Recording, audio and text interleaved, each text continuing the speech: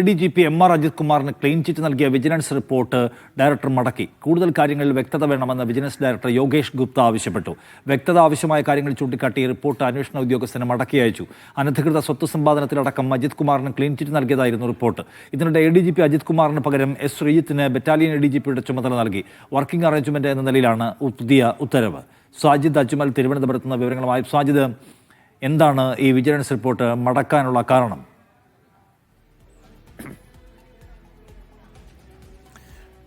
Nishad, ADGP MR Ajith Kumar ഈ അനധികൃതമായി സ്വത്ത് സമ്പാദിച്ചു എന്നതടക്കമുള്ള പരാതികളായിരുന്നു ഈ സർക്കാരിന് മുന്നിൽ വന്നിരുന്നത്. PV അൻവർ MLA ആദ്യം ഈ മലപ്പുറം SP-യുടെ ക്യാമ്പ് ഓഫീസിലെ മരമുറിയിൽ MR അജിത് കുമാറിന് പങ്കുണ്ട് എന്ന് വെളിപ്പെടുത്തുന്നു.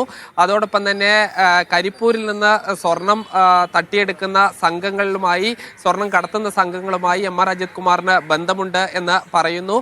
ഇതുകൂടാതെ തിരുവനന്തപുരം നഗരത്തിൽ ഒരു ആഡംബര ഈ ഫ്ലാറ്റ് വാങ്ങുകയും ദിവസങ്ങൾക്കുള്ളിൽ അത് ഈ ഇല്ലീഗൽ മണി ഉപയോഗിച്ച്, അതായത് കള്ളപ്പണം ഉപയോഗിച്ച് അതിൽ കച്ചവടം നടത്തി എന്ന് പറയുന്നു. ആഡംബര സൗധം പണിയുന്നു തുടങ്ങിയ നിരവധി ആരോപണങ്ങളാണ്. അത് ആരോപണം എന്നതിനപ്പുറം സർക്കാരിന്, മുഖ്യമന്ത്രിക്ക് പരാതിയായി നൽകുന്നു. ഇതിലാണ് വിജിലൻസ് അന്വേഷണം നടന്നത്.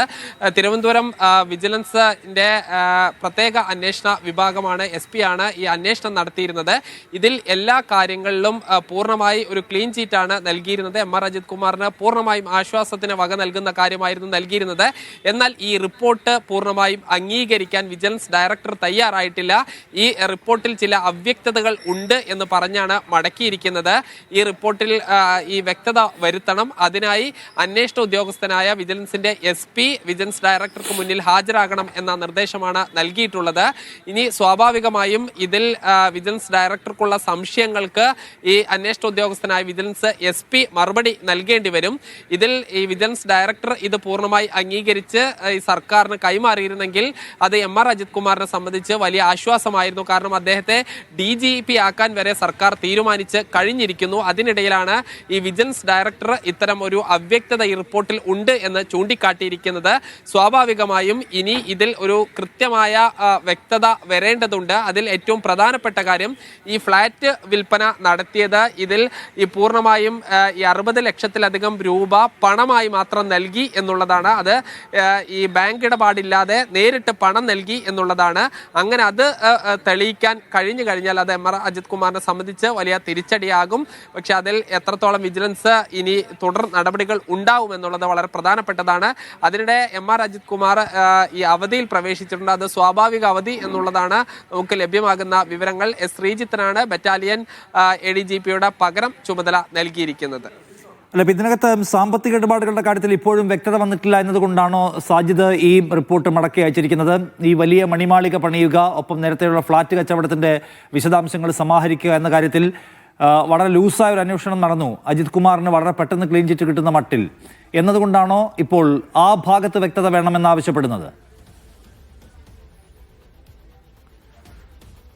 നമുക്ക് ലഭ്യമാകുന്ന വിവരങ്ങൾ അനുസരിച്ച് ഈ ഫ്ലാറ്റ് ഇടപാട്, അതോടൊപ്പം തന്നെ ഈ വരവിൽ കവിഞ്ഞ സമ്പാദ്യം, ഈ രണ്ട് വിഷയങ്ങളിൽ ആ റിപ്പോർട്ടിൽ ഒരു വ്യക്തത കുറവുണ്ട് എന്നുള്ളതാണ്.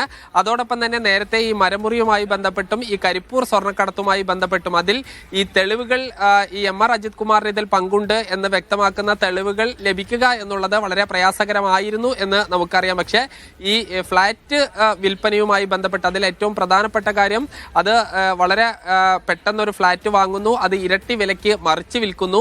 ആ ഫ്ലാറ്റ് തന്നെ ഈ സാമ്പത്തിക ഇടപാട് മുഴുവൻ ലിക്വിഡ് മണിയായിട്ടാണ് നടത്തിയത് എന്നുള്ളതാണ് പ്രധാനമായും ഉയർന്ന ആരോപണം. ഈ കാര്യങ്ങളിൽ ഒരു വ്യക്തത കുറവ് ആ റിപ്പോർട്ടിൽ ഉണ്ട് എന്നുള്ളതാണ്. അതിൽ വ്യക്തത വരുത്തണം. ആ വ്യക്തത വരുത്താനായി ഈ ഡയറക്ടർക്കുള്ള, വിജിലൻസ് ഡയറക്ടർക്കുള്ള ഈ സംശയങ്ങൾ ഈ അന്വേഷണ ഉദ്യോഗസ്ഥൻ നേരിട്ട് വിളിച്ചു വരുത്തിയിട്ടുണ്ട്. ആ കാര്യങ്ങൾ ചോദിച്ചറിഞ്ഞ് അതിലൊരു വ്യക്തത വന്നതിന് ശേഷം ആയിരിക്കും ഈ റിപ്പോർട്ട് അംഗീകരിക്കണമോ അതോ ഈ തുടർ അന്വേഷണം ആവശ്യമാണോ എന്നുള്ള കാര്യത്തിൽ തീരുമാനമെടുക്കും. എന്തായാലും MR അജിത് കുമാർ നേരത്തെ ആശ്വസിച്ച ആ രീതിയിലേക്ക് വിജിലൻസ് നൽകിയ ക്ലീൻ ചിറ്റ് അതിന്റെ മേധാവി യോഗേഷ് ഗുപ്ത മടക്കിയിരിക്കുകയാണ്. കൂടുതൽ ഭാഗങ്ങളിൽ വ്യക്തത വേണമെന്നാണ് അദ്ദേഹത്തിന്റെ ആവശ്യം. റിപ്പോർട്ടുമായി നേരിട്ട് വരാൻ അന്വേഷണ ഉദ്യോഗസ്ഥരോട് ആവശ്യപ്പെടുകയും ചെയ്യുന്നത്.